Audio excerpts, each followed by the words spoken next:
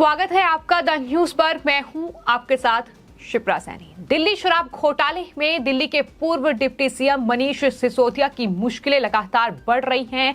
Jail में बंद सिसोदिया तमाम ये कोशिश कर रहे हैं किसी तरीके से उनको जमानत मिल पाए, लेकिन दिल्ली हाई कोर्ट ने एक बार फिर जमानत याचिका पर सुनवाई करते हुए फैसला सुरक्षित रख लिया है, यानी फैसला उनकी जमानत पर नहीं सुनाया गया है। और वहीं आपको यह बता दें कि अपनी पत्नी की बीमारी की दुहाई देकर मनीष सिसोदिया ने यह याचिका दिल्ली हाई कोर्ट में 3 अप्रैल को दायर की थी, जिस पर सुनवाई हुई। हालांकि कोर्ट की तरफ से यह जरूर कहा गया है कि मनीष सिसोदिया अपनी पत्नी से वीडियो कॉलिंग के जरिए बातचीत कर सकते हैं, यानी जो बहाना मनीष सिसोदिया के वकील लगातार कोर्ट में दे रहे हैं कि उनकी पत्नी बीमार हैं और उन्हें अपनी पत्नी की चिंता है कि उनको ऐसी बीमारी है जो बेहद गंभीर है और साथ ही उनकी देखभाल के लिए कोई नहीं है। ये तमाम दलीलें कोर्ट में दी गई, लेकिन कोर्ट ने ये साफ तौर पर कहा कि वो वीडियो कॉलिंग के जरिए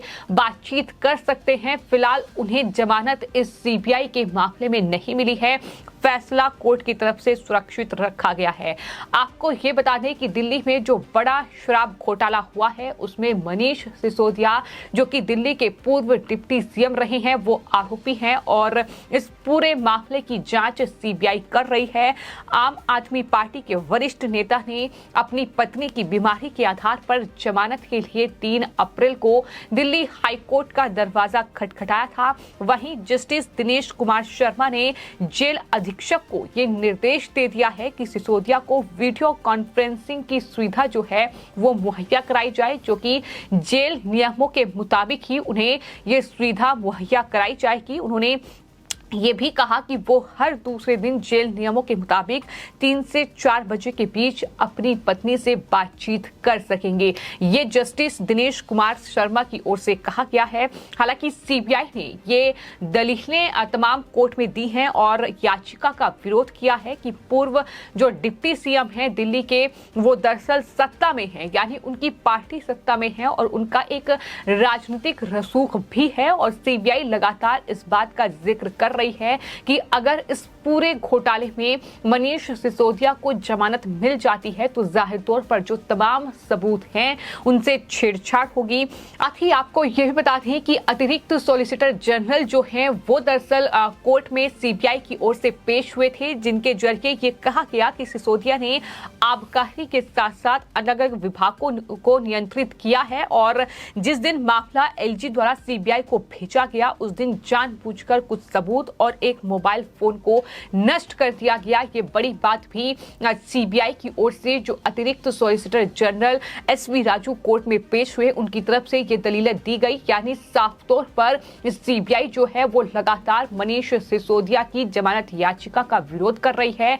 चूंकि सेशन कोर्ट से ये याचिका खारिज हो चुकी है, उसके बाद ये याचिका दिल्ली हाई कोर्ट में दायर की गई और जिस पर सुनवाई हुई है, लेकिन सुनवाई में राहत सिसोदिया को नहीं मिल पाई। फैसला सुरक्षित रखा गया और आने वाले वक्त में यह फैसला जो है कोर्ट की तरफ से दिया जाएगा, लेकिन तब तक मनीष सिसोदिया को जेल में ही रहना पड़ेगा। हालांकि वहीं एक और मामला है ईडी का, जिसमें मुश्किलें सिसोदिया के लिए बढ़ रही हैं। उस मामले में भी वो दिल्ली हाई कोर्ट में जमानत याचिका दाखिल कर चुके हैं। और वहीं आपको यह बता दें कि 23 मई तक वो ईडी के मामले में न्यायिक हिरासत में हैं और 23 मई तक उन्हें जेल में ही रहना होगा। तो सिसोदिया के लिए सिर्फ एक मामला नहीं है, अगर सीबीआई के मामले में भी राहत मिल जाती है तो ईडी के मामले में भी राहत का इंतजार करना होगा और तब तक सिसोदिया को जेल में ही रहना होगा।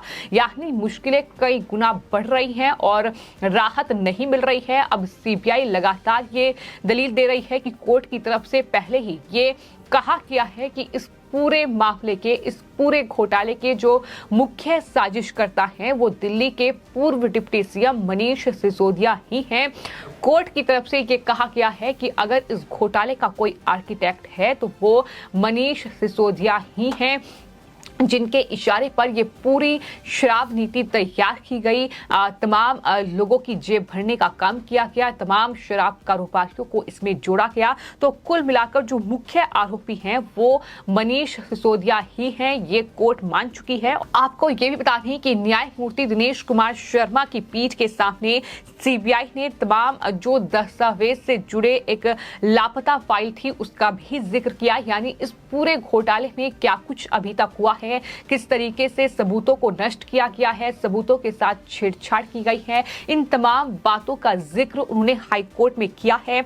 और ये कहा है कि दरअसल एक फाइल जो है वो लापता है, और कहा गया कि ये शायद इसलिए गायब हो गई क्योंकि इसमें कुछ टिप्पणियां थी जो इनके खिलाफ थी।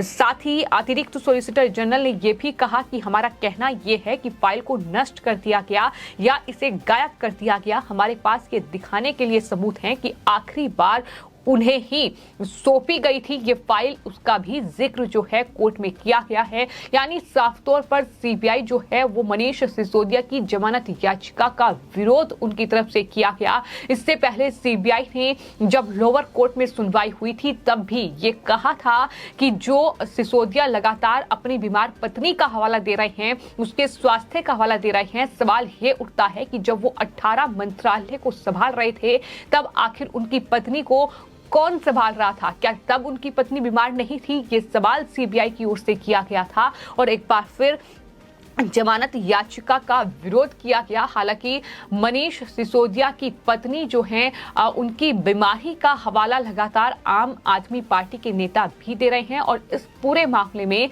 कहीं ना कहीं सहानुभूति बटोरने की कोशिश लगातार हो रही है। फिर चाहे वो दिल्ली के मुख्यमंत्री अरविंद केजरीवाल हो, उनकी तरफ से भी ट्वीट किया गया था बाकायदा और ये कहा गया था कि सीमा भाभी को बहुत गंदी बीमारी है। इस तरीके का ट्वीट केजरीवाल भी कर चुके हैं और लगातार सिसोदिया की ओर से भी जो जमानत याचिका कोर्ट में दाखिल की गई है दिल्ली हाई कोर्ट में, फिर चाहे वो सीबीआई के मामले में हो, फिर चाहे वो ईडी के मामले में हो, दोनों ही मामलों में पत्नी के स्वास्थ्य का हवाला जो है वो दिया गया है और ये कहा गया है कि दरअसल पत्नी बहुत बीमार है, उनकी देखभाल के लिए घर में कोई नहीं है, बेटा विदेश में पढ़ाई करता है, तो इस बिना पर उन्हें जमानत दे दी जाए। लेकिन फिलहाल कोर्ट ने ये सुविधा दे दी है कि बीमार पत्नी से वीडियो कॉल पर आप बातचीत कर सकेंगे, लेकिन अभी फिलहाल जमानत पर मुहर नहीं लगी है। आपको ये बता दें कि दिल्ली शराब घोटाले में सीबीआई के मामले में मनीष सिसोदिया को 26 फरवरी को 8 घंटे की लंबी पूछताछ के बाद गिरफ्तार किया गया और आरोप यह है कि दिल्ली शराब घोटाले में सिसोदिया की अहम भूमिका थी। सिसोदिया केजरीवाल सरकार के सबसे ताकतवर मंत्री थे और साथ ही केजरीवाल के सबसे करीबी नेताओं में से एक थे और उनके पास कुल 33 में से 18 विभाग राजधानी दिल्ली में उनके पास थे। केजरीवाल के पास कोई विभाग नहीं था। तो इस तरीके से ये पूरा घोटाला उजागर हुआ जिसमें एक के बाद एक सिसोदिया के लिए मुश्किलें बढ़ रही हैं। अब बीमार पत्नी का हवाला देकर सहानुभूति बटोरने और साथ ही जमानत पाने की ये कोशिश जारी है। फैसला फिलहाल सुरक्षित रखा गया है। क्या फैसला होगा ये आने वाले वक्त में कोर्ट में जब सुनवाई होगी इस पूरे मामले की तो तब देखना होगा। लेकिन फिलहाल आपको ये बता दें कि बीमारी का बहाना, जो पत्नी की बीमारी का बहाना सिसोदिया ने बनाया, वो भी काम नहीं आया और इस तरीके से अब वीडियो कॉन्फ्रेंसिंग के जरिए वो अपनी बीमार पत्नी से बातचीत कर पाएंगे। फिलहाल आपकी इस पूरे मामले पर क्या राय है, हमें कमेंट बॉक्स में जरूर लिखें और चैनल को सब्सक्राइब करें। धन्यवाद।